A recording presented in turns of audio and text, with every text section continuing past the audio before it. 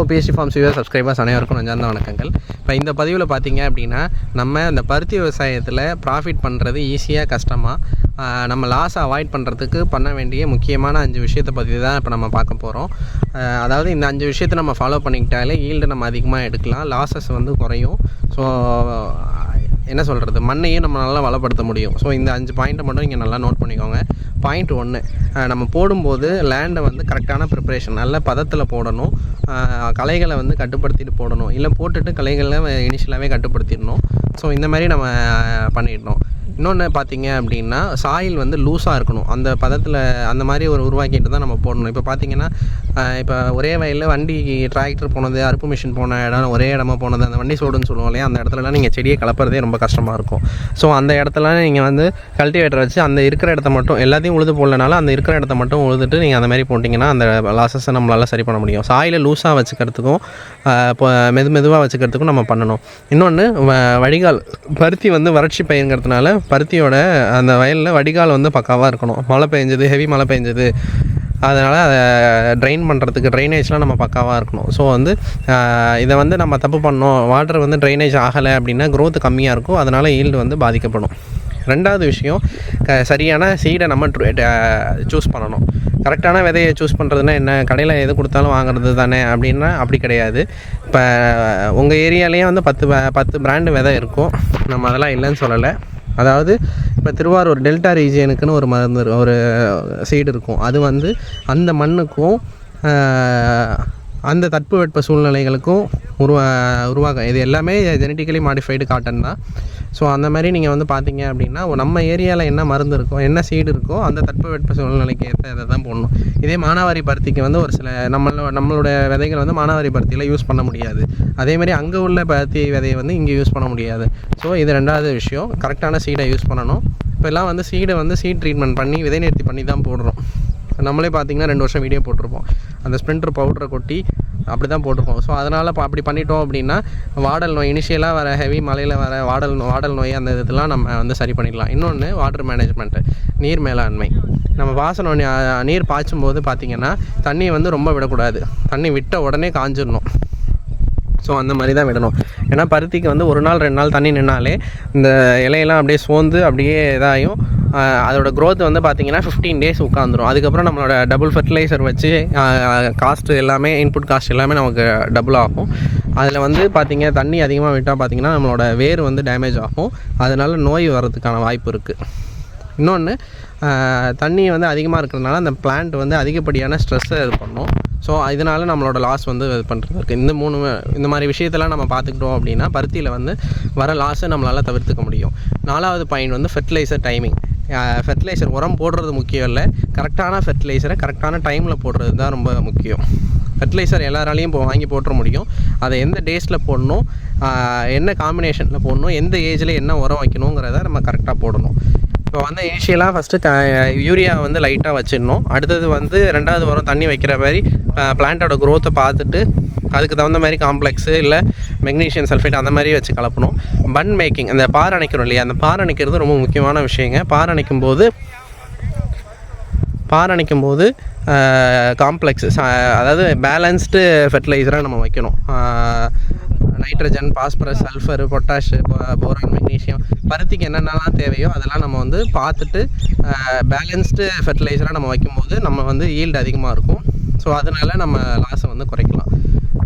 செலவு பண்ணுறது முக்கியம் இல்லை ஃபெர்டிலைசருக்காக, அதை பேலன்ஸ்டு ஃபெர்டிலைசராக நம்ம வாங்கணும். நம்ம என்ன உரம் வைக்கிறோங்கிறது நமக்கு தெரியணும். ஸோ அந்த மாதிரி நம்ம பண்ணணும். இன்னொன்று வந்து பார் அணைக்கும் போது பார்த்திங்க அப்படின்னா க்ளீனாக இருக்கணும். பார் கரெக்டான பதத்தில் அணைச்சா மட்டும்தான் அந்த மாதிரி பண்ண முடியும். இந்த பாருங்கள், இதில் வந்து நம்ம பார் அணைச்சிருக்கோம். இதில் வந்து இது மாதிரி கட்டிகள் அதிகமாக இப்படி நடுவிலலாம் கடக்கக்கூடாது. இது மாதிரி கட்டி நடுவில் கடக்கக்கூடாது, எல்லாம் பார் வந்து மேலே ஏறிடணும். க்ளீனாக இருக்கணும். ஸோ இந்த மாதிரி பண்ணும்போது நமக்கு வந்து தண்ணி பாய்ச்சறதுலேருந்து எல்லாமே ஈஸியாக இருக்கும். நம்ம செடிக்கு வந்து நல்ல சப்போர்ட் கிடைக்கும். 2 பக்கமும் அணைச்சிருக்கிறதுனால நல்ல சப்போர்ட் கிடைக்கும். காய் அதிகமாக வைக்கிறதுக்கும் கிளைகள் அதிகமாக வைக்கிறதுக்கும் இந்த பாரு அணைக்கிறதுங்கிறது ஒரு முக்கியமான வேலை.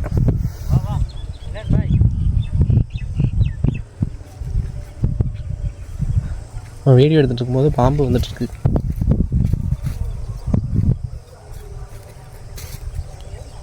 ஸோ பாறை அணைக்கும் போது இந்த மாதிரி முக்கியமானது பார்த்துக்கணும். பாறை அணைச்சிட்டு கரெக்டாக தண்ணி வந்து கரெக்டான டேஸில் விட்டுறணும். இன்னொன்று நீர் மேலாண்மையில் 10 நாளில் கரெக்டாக ஒரு இன்டர்வல்னால் அந்த ஒரு 10 நாள் 12 நாள் அந்த சாயில் மாய்ஸ்சர் கண்டென்ட்டுக்கு ஏற்ற மாதிரி நீங்கள் வந்து மண்ணோட தன்மைக்கு ஏற்ற மாதிரி நீங்கள் வந்து தண்ணி பாய்ச்சணும்.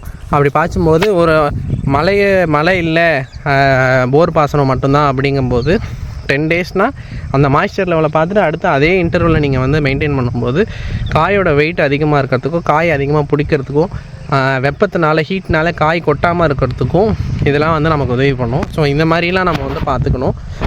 இன்னொன்று பெஸ்ட்டு கண்ட்ரோல். பூச்சி வந்து ஒரு 4-5 செடியில் பார்த்துட்டு கண்ட்ரோல் ஆகுதா இல்லையான்னு பார்க்கணும். முதல்ல நம்ம வயலை காலையில் சாயங்காலம் வயலில் எல்லா 4 பக்கமும் சுற்றி வரணும், நடுவில் இறங்கி வரணும். அது வேற ஆள் வச்சு தான் பண்ணணும்னு இல்லை, விவசாயம் பண்ணுற எல்லாருக்குமே இது வந்து ஒரு கல்ச்சர் தான். உள்ளே இறங்கி வந்து பூச்சி தாக்கம் இருக்கா, பூச்சி தாக்கம்னா அது என்ன வகையான பூச்சி, நிறைய ஸ்ப்ரெட் ஆகுதா, இன்றைக்கி பார்க்குறோம் நாளைக்கு ஸ்ப்ரெட் ஆகுதா, அப்படி செகண்ட் டே வந்து நமக்கு ஸ்ப்ரெட் ஆகிறதா தெரிஞ்சுது அப்படின்னா நம்ம வந்து ஃபுல்லாக அட்டாக் ஆகிறதுக்கு முன்னாடியே நம்ம வந்து பெஸ்ட் கண்ட்ரோல் கொடுத்துடணும். பெஸ்ட் கண்ட்ரோல் கொடுக்கறதுல 2 விஷயம் இருக்குது. Contact pesticide, systematic pesticide. So இது 2 இருக்குது. கான்டாக்ட் பெஸ்டிசைடு என்னன்னா, இப்போ வந்து ஒரு பூச்சி வந்து இந்த இடத்துல சாப்பிட்டுட்ருக்கு அப்படின்னா அந்த பூச்சி மேலே பட்டால் மட்டும்தான் அந்த கான்டாக்ட் பெஸ்டிசைடுங்கிறது சாகும். சிஸ்டமேட்டிக் பாய்சன்னா நீங்கள் அடிக்கும்போது அந்த பூச்சி ப்ளஸ் இந்த இலைகளில் அந்த பூச்சி மருந்து ஊடுருவிடும். அந்த பூச்சி இதுலேருந்து உள்ளதை இந்த இலையை சாப்பிடும்போது அதோட செரிமானத்தன்மை எல்லாமே பாதித்து அதுக்கு அந்த பூச்சி அதோட முட்டை எல்லாமே பாதிச்சிரும். ஸோ இந்த மாதிரி தான் நம்ம வந்து பூச்சி பெஸ்ட் கண்ட்ரோல் நம்ம இந்த மாதிரி தான் பண்ணணும். வந்ததுக்கப்புறம் அடிச்சிங்க அப்படின்னா கிட்டத்தட்ட 1 வீக் க்ரோத் வந்து அதில் உங்களுக்கு உட்காந்துரும். ஸோ அந்த மாதிரி பண்ணக்கூடாது. வரத்துக்கு முன்னாடியே நம்ம அடிச்சிடணும். ஒரு ஹை டோஸை ஒரு புழு மருந்து காய்ப்புழுக்கெலாம் உள்ள மருந்தை வந்து இனிஷியலாக அடிச்சிட்டிங்கன்னா புழு வந்ததுக்கப்புறம் எந்த பெஸ்டிசைட்லேயும் ஃபெர்டிலைசர் மாதிரியே தான் பெஸ்டிசைட்ஸும் எந்த பெஸ்டிசைட்ஸை எப்போ அடிக்கணும் அப்படிங்கிறது இருக்குது. இனிஷியலாக லைட் டோஸ் கொடுக்கணும், அடுத்த மீடியமாக ஒரு டோஸ் கொடுக்கணும். காய் வைக்கிற நேரத்தில் மோஸ் வைக்கிற நேரத்தில் போரானு அந்த மாதிரி ஒன்று கொடுக்கணும்.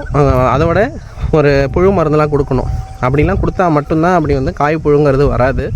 இல்லாட்டி இந்த போல்வாம், அமெரிக்கன் போல்வாம் அது இது நிறைய சொல்கிறாங்க. லாஸ்ட் டைம் நம்ம ஒரு வீடியோவில் போட்டிருந்தோம். அந்த மாதிரி புழு மருந்தை கரெக்டாக அடிச்சிடணும். அப்படி அடிக்கும்போது காய் வந்து நல்லா தரமாக பெருக்கிறதுக்கு அந்த மாதிரி நமக்கு வந்து ஒரு ஹெல்ப்ஃபுல்லாக இருக்கும். ஸோ இதுதான் நம்ம இத்தனை வருஷத்தை பருத்தி சாகுபடியில் இதெல்லாம் நம்ம சந்தித்த சவால்கள். இதெல்லாம் நம்ம வந்து ப்ராக்டிக்கலாக நம்ம வயலில் நின்று சொல்கிறோம். நீங்கள் என்னென்ன மாதிரிலாம் லாஸஸ் பார்த்துருக்கீங்க, எந்த ஏரியாவிலேருந்து நீங்கள் அதை பார்த்துட்ருக்கீங்கன்னு உங்கள் கமெண்ட்டில் சொல்லுங்கள். என்ன சீடில் அந்த மாதிரி என்ன வெரைட்டி காட்டன் சீடில் உங்களுக்கு வந்து அந்த மாதிரி ஒரு இஷ்யூஸ் வருதுங்கிறதையும் கமெண்ட்டில் சொல்லுங்கள். அனைவருக்கும் நன்றி.